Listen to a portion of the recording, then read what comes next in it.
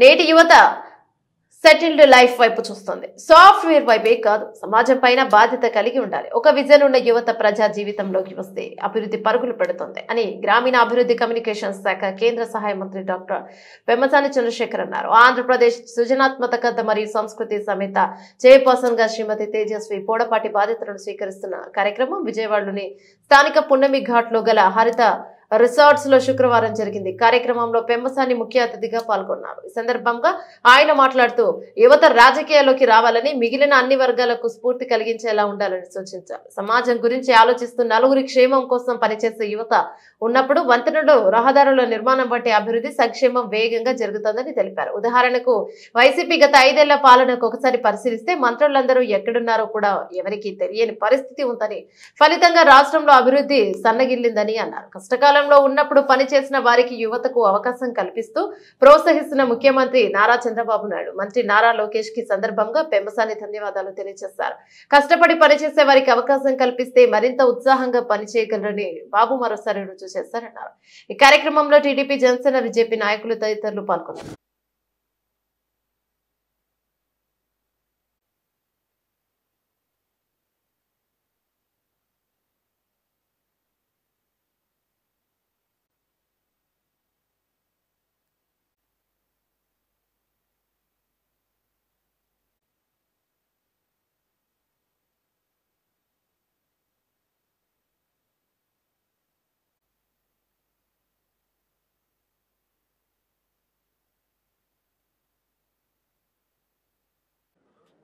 Post ఇచ్చి బాబు గారు recognise చేసినందుకు వారి కష్టానికి మనస్ఫూర్తిగా కృతజ్ఞతలు, ధన్యవాదాలు తెలుపుతా ఉన్నాను.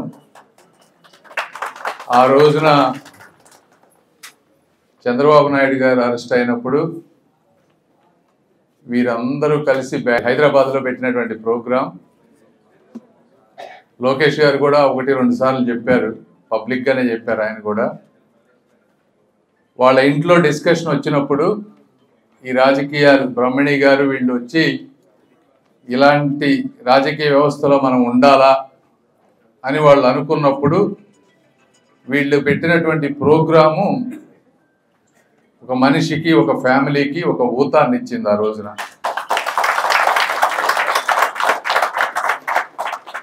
అది ఒక లోకేష్ గారికే కాదు, వాళ్ళ ఫ్యామిలీకే కాదు, అమెరికాలో ఉన్న ఎన్ఆర్ఐలు కానీ దేశ విదేశాల్లో ఉన్నటువంటి అందరూ కూడా ఆ రోజు ఉత్తేజితమై మరి ఈ రోజున ఈ ఎలక్షన్ రిజల్ట్ ఇలా రావటానికి కారణంలో వాళ్ళు ముఖ్యమైనటువంటి భాగం పోషించారు. కాబట్టి వాళ్ళకి ఈ సముచిత స్థానం ఇచ్చి ఈ విధంగా గౌరవించారు. వెల్ డిజర్వ్డ్ పర్సన్ కాబట్టి అందుకే నేను బిజీగా ఉన్నా కూడా ఇటు పరిస్థితుల్లో మనం వెళ్ళాలి, ఒకసారి కనపడి కృతజ్ఞతలు చెప్పాలి, వాళ్ళకి అభినందనలు చెప్పాలని నేను ఈరోజు పొద్దున్నే ఫ్లైట్ నుంచి వచ్చాం, పొద్దున్న 5 గంటలకు లేచి. రెండోది, వీరిని చూసి యంగ్ జనరేషన్, ఇప్పుడు ఈ రోజున యంగ్ జనరేషన్ అంతా కూడా కంఫర్టబుల్ పొజిషన్స్లోకి వెళ్ళిపోతూ ఉన్నారు. సాఫ్ట్వేర్ ఉద్యోగులందరూ కూడా మంచి మంచి శాలరీలు వస్తూ ఉన్నాయి.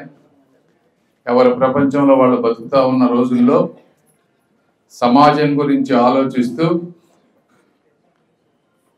ఈ విధంగా కూడా ముందుకు వెళ్ళొచ్చు, కష్టపడితే అవకాశాలు అవే ఎదుర్కొంటా మనకు వస్తాయి.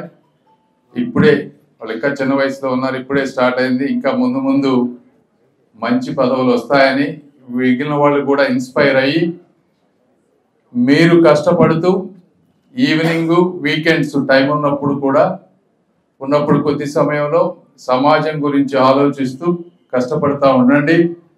మీరు లైఫ్లో సెటిల్ అయ్యాక 45-50 సంవత్సరాలకు పూర్తి స్థాయిలో ప్రజా జీవితంలోకి వస్తే, ఎందుకంటే ఎవరో ఏదో చేస్తారని అనుకుంటే ఏమీ జరగవు అని నాకు ఈ 5-6 నెలల్లో రాజకీయాల్లోకి వచ్చిన తర్వాత క్లియర్గా అర్థమైంది. ఎందుకంటే నేను చూస్తూ ఉన్నా, ఎన్నో ప్రాజెక్టులు కోఆర్డినేట్ చేస్తూ వర్క్ చేస్తూ ఉంటే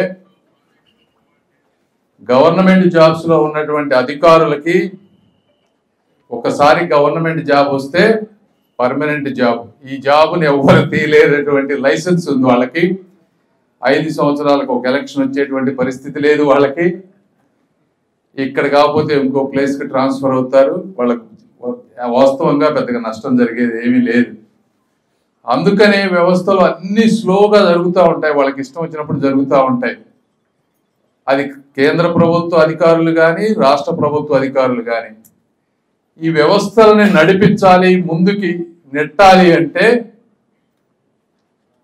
ఇలాంటి వ్యక్తులు, ఒక విజన్ ఉన్నవాళ్ళు, ఒక డ్రైవ్ ఉన్నవాళ్ళు, ఒక ప్యాషన్ ఉన్నవాళ్ళు వచ్చి కోఆర్డినేట్ చేసి ముందుకు తీసుకువెళ్తేనే వ్యవస్థలో ఒక బ్రిడ్జ్ అయినా, ఒక రోడ్ అయినా, ఒక కెనాల్ అయినా కానీ వస్తుంది తప్పించి లేకపోతే ఏమీ జరగవు. దానికి ఉదాహరణ గత 5 సంవత్సరాలు. మీరు గత 5 సంవత్సరాలు చూస్తే జగన్మోహన్ రెడ్డి గారు ఇంట్లో కూర్చున్నారు, మంత్రులు ఎవరో తెలియదు, ఎమ్మెల్యేలు ఏం చేస్తారో తెలియదు, అధికారులు ఏమో వాళ్ళు ఇష్టం వచ్చినట్టు చేసి ఈ రాష్ట్రంలో ఒక్కటంటే ఒక్కటి కూడా జరగనటువంటి పరిస్థితి.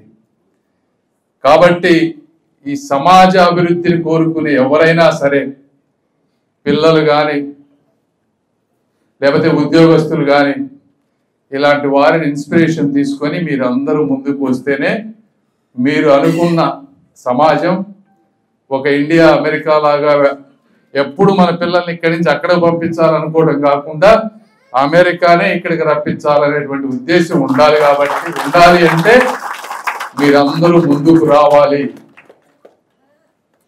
అని కోరుకుంటూ ఇంకొకసారి మీకు మనస్ఫూర్తిగా అభినందనలు తెలుపుకుంటూ థ్యాంక్ యూ.